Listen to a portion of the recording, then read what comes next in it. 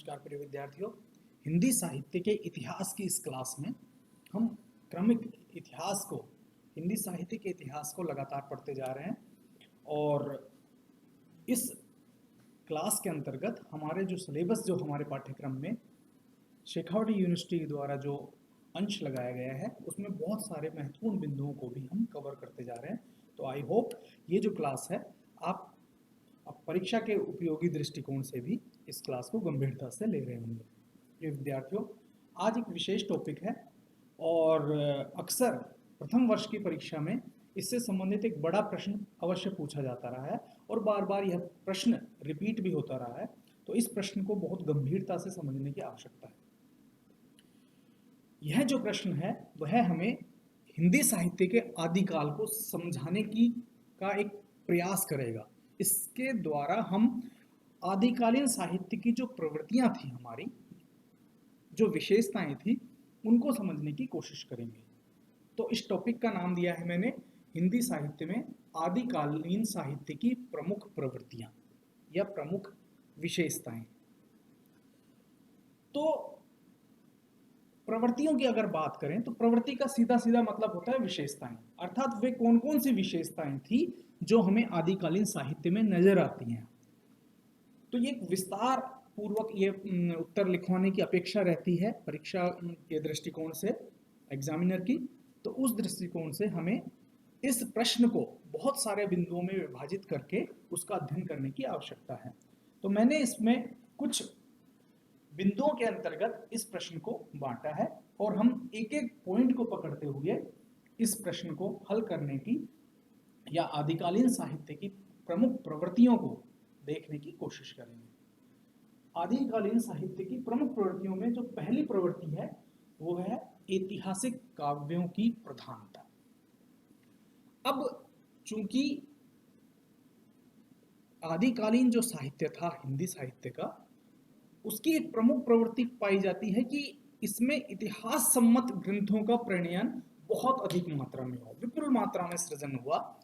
अर्थात वे ग्रंथ जो ऐतिहासिक तथ्यों से मेल खाते थे।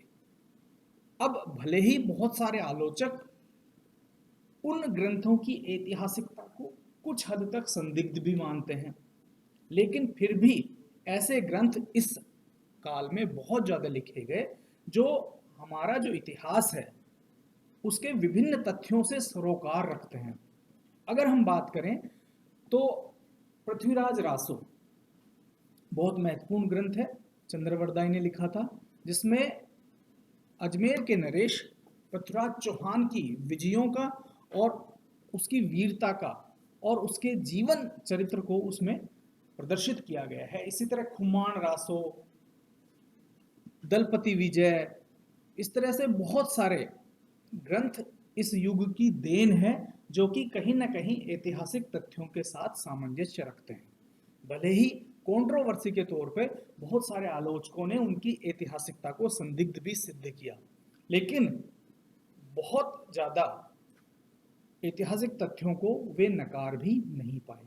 तो यदि हमें तत्कालीन समय के इतिहास से रूबरू होना है, इतिहास के विभिन्न दृष्टिकोण उसमें देखने हैं, तो हम आदिकालीन साहित्य के इन ग्रंथों का अध्ययन कर सकते हैं। तो बहुत सारी बातें हमें उस काल की पता चल जाएंगी। तो यह आदिकाल की प्रमुख प्रवृत्ति थी कि उस युग में इतिहास सम्मत कई ग्रंथ लिखे गए। भले ही इतिहास में कल्पना का, चूंकि साहित्य एक काल्पनिक विषय है, तो साहित्य ऐतिहासिकता में कल्पना का समावेश अवश्य हो गया है, लेकिन उस समय की ऐतिहासिकता को इन ग्रंथों में ढूंढा जा सकता है। तो ये आदिकाल की प्रमुख प्रवृत्ति थी कि उस समय ऐतिहासिक ग्रंथों का प्रेरण विपुल मात्रा में होता है। इसके बाद जो दूसरी प्रवृत्ति है वह है युद्धों का सजीव चित्रण। ये हम जानते हैं कि आदिकाल में एक महत्वपूर्ण साहित्यिक परंपरा थी रासो काव्य परंपरा, जो हम अगली क्लास जो है उसमें उसका अध्ययन करेंगे भी। तो रासो काव्य परंपरा में एक महत्वपूर्ण सब्जेक्ट उठाया जाता था और वह था युद्धों का सजीव वर्णन। जितने भी रासो ग्रंथ हुए हैं, चाहे वो दलपति विजय हो, खुमान रासो हो, पृथ्वीराज रासो हो, तो इस तरह के जो ग्रंथ थे उनमें युद्धों का सटीक वर्णन पाया जाता है। युद्धों का अतिशय अतिशय वर्णन वहां पर मिलता है। क्योंकि ये जो ग्रंथ थे, इनके जो कवि लोग होते थे वो चारण और भाट जाति के होते थे, और कहीं ना कहीं वो युद्ध में प्रत्यक्ष रूप से इन्वॉल्व होते थे। जैसा कि चंद्रवरदाई जो थे, जिन्होंने पृथ्वीराज रासों में युद्धों का सजीव वर्णन किया है, वो तो युद्ध करने की भूमि पर, युद्ध भूमि में पृथ्वीराज चौहान के साथ खड़े रहते थे।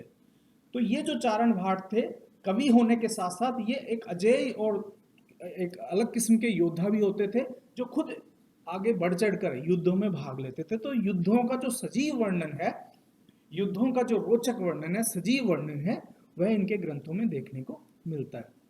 तो यह भी आदिकाल की प्रमुख प्रवृत्ति थी कि उस समय ऐतिहासिक तथ्यों के साथ साथ युद्धों का भी बहुत सजीव, एक आकर्षक वर्णन, रोचक वर्णन, एक उत्तेजनापूर्ण वर्णन मिलता है।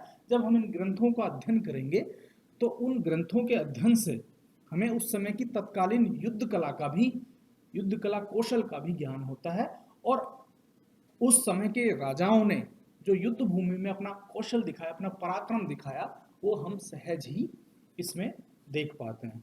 हालांकि युद्धों का ये जो वर्णन है वो बहुत ज़्यादा अतिरेक के साथ किया गया, अर्थात उसमें बहुत ज़्यादा अतिशयोक्ति है। लेकिन युद्धों की जो मार्मिकता है, युद्धों का जो सजीवता है, युद्धों की जो जीवटता है, उत्तेजनापूर्ण जो माहौल है, वो हमें इन ग्रंथों में सहजता से उपलब्ध हो जाता है। इसके अलावा इस काल की तीसरी जो प्रमुख प्रवृत्ति थी वो है अपने आश्रयदाताओं की प्रशंसा करना। विद्यार्थियों, ये हमें जान लेना होगा कि आदिकालीन का जो रासो साहित्य है वो एक तरह से पेड पोएट्री है। पेड पोएट्री क्या कंसेप्ट है कि ये लोग प्रोफेशनल कवि होते थे, और इनकी आजीविका जो थी वो अपने आश्रयदाताओं के ऊपर टिकी हुई होती थी। तो अपने आश्रयदाताओं की ये भरपूर प्रशंसा करते थे।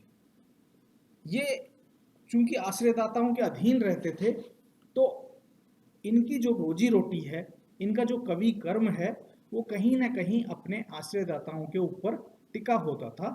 इसलिए ये अपने आश्रयदाताओं की अतिशय अतिशय प्रशंसा करते थे। चाहे युद्ध भूमि में उनकी युद्ध कला का कौशल हो, या उनके एक शारीरिक पर्सनैलिटी है, जो व्यक्तित्व है उसका, उनकी दान वीरता का, उनकी दया वीरता का, उनकी युद्ध वीरता का, और उनके शारीरिक सौष्ठव का जो वर्णन है, वो बढ़ा चढ़ाकर इस युग के कवियों ने किया है। तो आदिकाल की यह भी एक प्रमुख प्रवृत्ति के रूप में उभरा है कि आश्रयदाताओं की प्रशंसा बहुत अधिक हमें देखने को मिलती है। इन कवियों ने अपने आश्रयदाताओं को देव गुणों से संपन्न माना है, कि दया में वो इस देवता के समान है, इस महापुरुष के समान है, वीरता में वो इस महाबली के समान सक्षम है। जब वो चलते थे तो धरती हिलने लग जाती है, या उनकी तलवार कला जो कौशल है वह इस युग के अन्य किसी योद्धा के सानी नहीं रखता है।